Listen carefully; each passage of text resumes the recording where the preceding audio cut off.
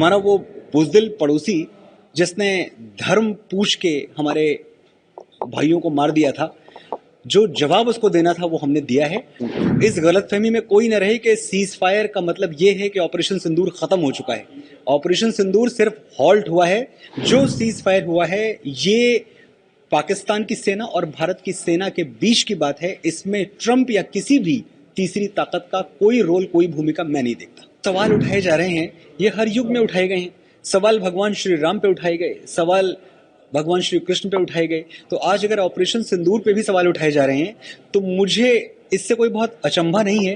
लेकिन मैं ये समझता हूं कि पहली बार हमने ये देखा कि एक तिरंगे झंडे के तले पूरा देश आके खड़ा हो गया और हमारी जो आर्म्ड फोर्सेस थी, हमारी जो सेनाएं थी, उन्होंने इतना मुंहतोड़ जवाब दिया एक आतंकी कार्रवाई का। हम इसको सेलिब्रेट कब करेंगे?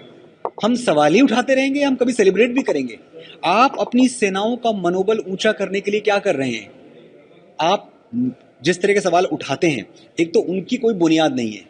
मेरे ख्याल से अब एक ऐसा समय है जब हमको भारत के शौर्य को, भारत की सेना को पूरी तरह से एक उत्सव की तरह मनाना चाहिए।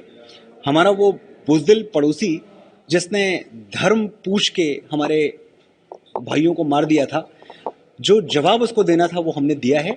और एक बात मैं आपको और बता दूं, इस गलतफहमी में कोई न रहे कि सीज फायर का मतलब ये है कि ऑपरेशन सिंदूर खत्म हो चुका है।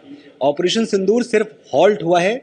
मुझे तो पूरी संभावना इस बात की लगती है कि अगर पाकिस्तान अपनी कायरता से, अपनी बुज़दिली से बाज नहीं आया तो हो सकता है पाकिस्तान के खत्म होने के बाद ही ऑपरेशन सिंदूर खत्म।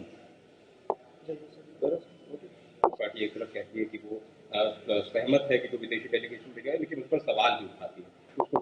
उसको विपक्ष का काम है सवाल उठाना। अगर ऐसा होता कि ये सर्वदलीय डेलीगेशन ना होके एक पार्टी का डेलीगेशन होता, तब सवाल एकदम लाजमी था कि भाई आपने सिर्फ भारतीय जनता पार्टी की या किसी भी एक दल के लोगों को कैसे भेज दिया?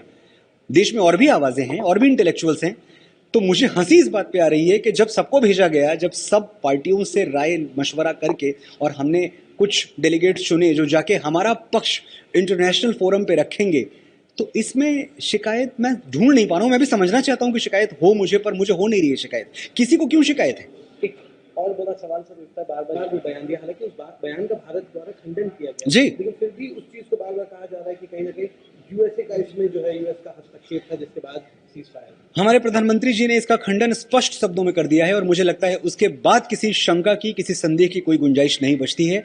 जो सीज फायर हुआ है ये पाकिस्तान की सेना और भारत की सेना के बीच की बात है। इसमें ट्रंप या किसी भी तीसरी ताकत का कोई रोल, कोई भूमिका मैं नहीं देखता। स्पेशली शिमला समझौते के बाद तो ये तय हुआ था कि कोई तीसरी शक्ति इसमें इन्वॉल्व होगी ही नहीं। तो भारत तो अपने हर समझौते के साथ, अपने हर शब्द के साथ अडिग खड़ा रहा है। तो मैं ये मानने से पूरी तरह इनकार करता हूं कि भारत ने ट्रंप को या किसी के लिए भी वो विंडो खोली होगी कि आप आए हमारे बीच में सुलह कराएं। हम तो हमेशा से इस बात के खिलाफ थे कि जो कश्मीर है वो मुद्दा भारत का आंतरिक मुद्दा है, इसको हम इंटरनेशनल मुद्दा मानते ही नहीं है। तो ये बड़ा हास्यास्पद है कि ट्रंप आए और उन्होंने फोन किया। जो बातें हमने भी सुनी हैं, इस पर मुझे सिर्फ हंसी आती है और मुझे लगता है ऐसा कुछ नहीं हुआ। जो मोदी जी कहते हैं, जो प्रधानमंत्री का वक्तव्य है, पूरे देश को उसके साथ उस पर सामंजस्य रखना चाहिए और उस पर विश्वास रखना चाहिए जी। और बहुत सारे आईएसआई के ऐसे जासूस भी पकड़े गए हैं जो एटीएस ने पकड़े, उसको लेकर के आपका क्या है? मुझे बड़ी शर्मिंदगी होती है कि यूट्यूब जो कम्युनिटी है, इसका काम भी राष्ट्र निर्माण है। और आज जब यूट्यूब पे अच्छी खासी फॉलोइंग रखने वाले लोग, लाखों लोग जिनको फॉलो करते हैं, अगर वो देशद्रोह में किसी भी तरह से लिप्त हैं, तो ये बड़ा अलार्मिंग है, ये बड़ा चेतावनी का और चिंता का विषय है। मुझे लगता है कि हमारी एजेंसियों को, हमारी सुरक्षा एजेंसियों को इस पे और काम करना चाहिए और जितनी जल्दी हो सके।